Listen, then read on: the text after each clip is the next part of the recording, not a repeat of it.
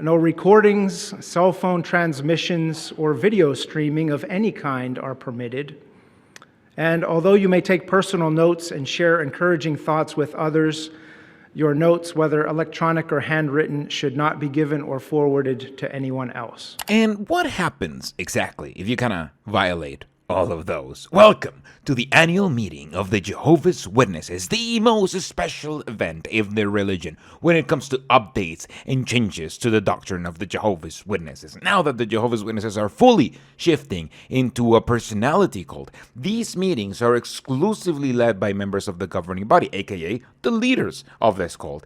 And all members, except Samuel Hurd, made an appearance this year. In fact, we even got a special appearance by Jody Jiddley, and look at how he's introduced. That's the theme text for our opening song, number 74, Join in the Kingdom Song. We invite you to stand, and we can unite our voices in praise to Jehovah. Thereafter, Brother Jody Jiddley, a helper to the service committee, will offer our opening prayer. Our dear Father, we approach you now at the beginning of the 2024 annual meeting, grateful, Jehovah, to be able to attend and listen today.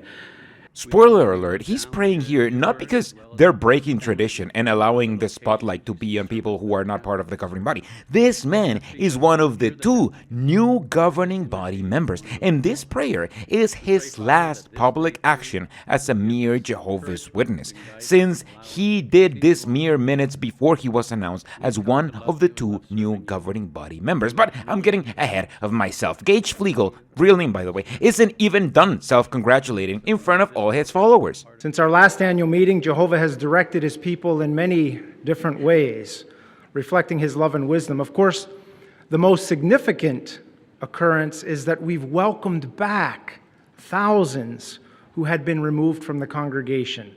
And certainly there has been great joy in heaven, but here on earth as well. We're delighted to have these dear ones back with us once again. Wouldn't you agree? He's referring to how they relaxed the shunning rules, not only by getting rid of the term disfellowshipping, but by allowing members to talk to disfellowship, or now remove people, for the first time in modern Jehovah's Witness history, as long as it was to invite them to the meeting or it was to say hi if they were at the meetings, and as long as they weren't, like me, an apostate publicly talking against their religion. This, no doubt, meant this religion grew for the first time in years, since some of those people who were being invited to the meetings might have ended up getting reactivated into this cult, which was now easier than ever and allowed them to fully get rid of the shunning their loved ones were inflicting on them. But we'll have to wait until the numbers are released in a few months to see just by how much this cult alleges it grew from that. No, we're talking about the PVC, the Patterson Visitor Center. Here's an experience from the first century village. A young girl was very impressed by the village and was trying to just understand, comprehend what she was seeing around her. She noticed all the costumed attendants walking around, demonstrating trades, or just speaking with the visitors. She asked her mother, "Are these resurrected ones?" See, it's funny because this little girl is indoctrinated to the point of delusion.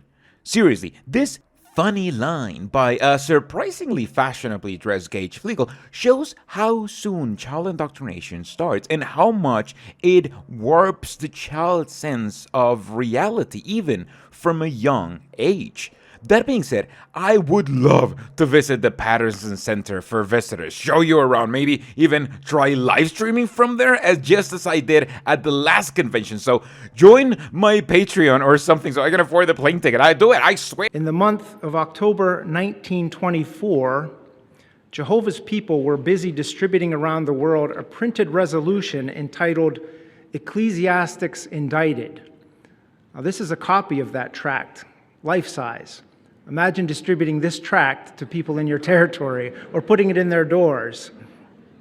The introduction to the resolution stated the following: "The indictment herein is laid chiefly against the clergy, showing that they have fallen before the temptations of Satan, proved unfaithful to the Lord and to the responsibility resting upon them, and that this is the chief cause of the world's present deplorable state. Strong words from the organization back in 1924. Gage here is arguing that this giant pamphlet denounced the world for the same reasons Jehovah's Witnesses denounce it today, except that's not the case. Back then, the Bible students, as they were called then, denounced the concept of religion, arguing that all religions had been corrupted. And you can very clearly see that the Bible students would have also denounced modern Jehovah's Witnesses. Take the very first doctrine, for example, that they falsely claim to be divinely appointed successors to the inspired apostles of Jesus Christ, whereas the scriptures clearly show that there are no successors to the Lord's apostles. Doesn't that sound familiar? Organized today as it was in the first century, a governing body, a group of men Jehovah uses to lead his organization today.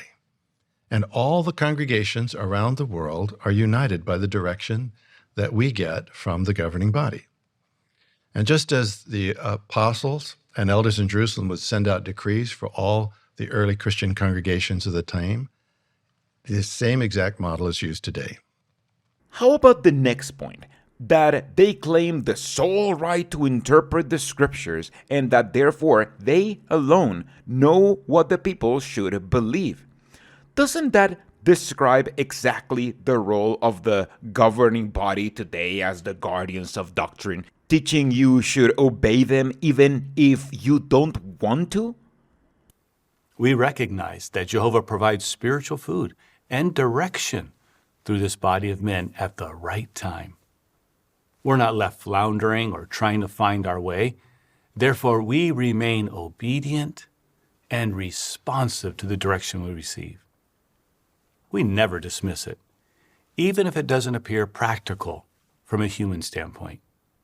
That is also in direct defiance on point 3, that they have taught and teach the divine right of kings to rule the peoples, claiming such rule to be the kingdom of God on earth.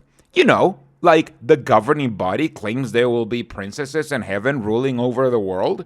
Half of all these points condemn modern Jehovah's Witnesses, and the last point, number 7, just shows us how the Bible students were wrong all along. The last point condemns all religions for denying that the end of the world was upon them in the 20s. And, well, that was obviously a good call by all religions, given that we are in the middle of the 20s again.